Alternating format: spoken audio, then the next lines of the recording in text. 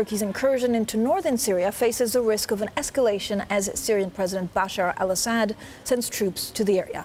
That's after Kurdish fighters turned to Damascus in the absence of U.S. support. Meanwhile, President Trump and the EU have warned Turkey of sanctions over the offensive. Well, we're now joined by our Turkey Bureau Chief, Onur Ant. He's in Istanbul. Onur, first of all, bring us up to date with exactly what's going on in Turkey. We're just hearing from President Erdogan.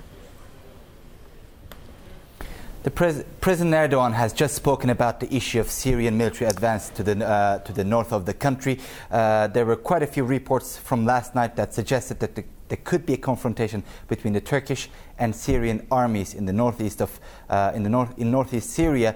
However, President Erdogan seems to have played down that threat of an immediate confrontation between between two armies.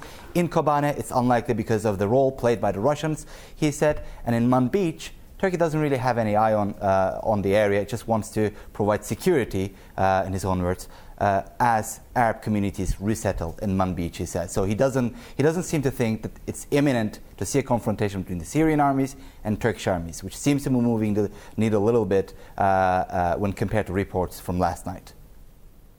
Onur, Assad forces are moving north, so are we seeing an escalation of the Syrian side against the Turkish move? Well, the Syrian side seems to be moving north, and that's where Turkish army is located, is operating as part of its cross-border military operation.